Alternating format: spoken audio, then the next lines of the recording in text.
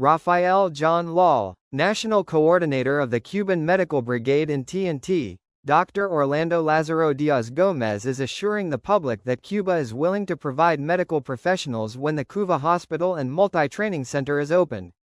The People's Partnership Coalition government, in 2015, opened the $1.6 billion Couva Children's Hospital. However, after being voted out that same year, the building was not commissioned. After winning the recent general election, Prime Minister Kamla Persad Bisesar said the hospital will be used for the purpose it was originally built for and will have its original name. At present we have the curriculum vitae of 44 doctors and 124 registered nurses waiting in Cuba with the willingness to provide the total and the necessary personnel to open all pediatric services in the Couva Hospital because everyone knows that the Minister of Health has decided to open Couva as a pediatric hospital and we have the possibility to provide the human resources in order to support that idea, Diaz said.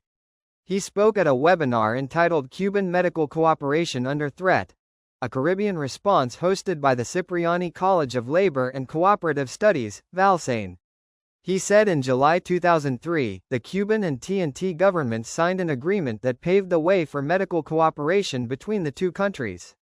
Over the last 22 years, 770 Cuban medical professionals have worked in TNT under 10 different medical brigades.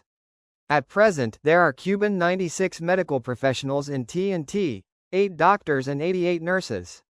Diaz said they are currently awaiting the government's decision on whether the Cuban presence in TNT will be increased.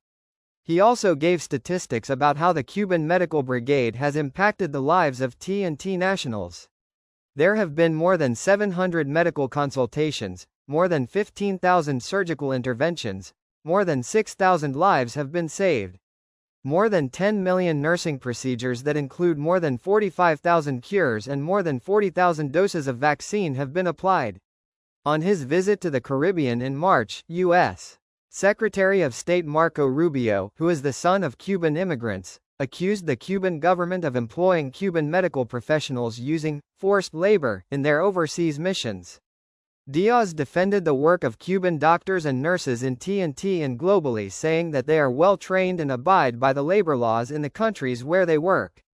The Cuban collaborators start work here for 3 years under the employment contract with the option to be extended by 2 years and so they can complete 5 years, he explained. They work under the conditions set by the Chief Personnel Officer, CPO. They receive the same salary as a healthcare professional, each in their own Republic bank account. They are apprised annually of their performance and they are afforded vacation after 11 months of work.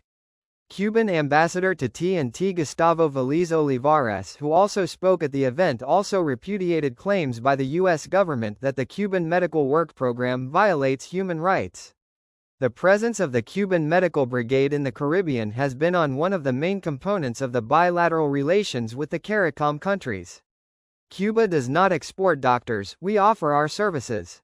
All Cuban health technicians who joined these brigades have done so freely and voluntarily, without any form of coercion. They are not slaves.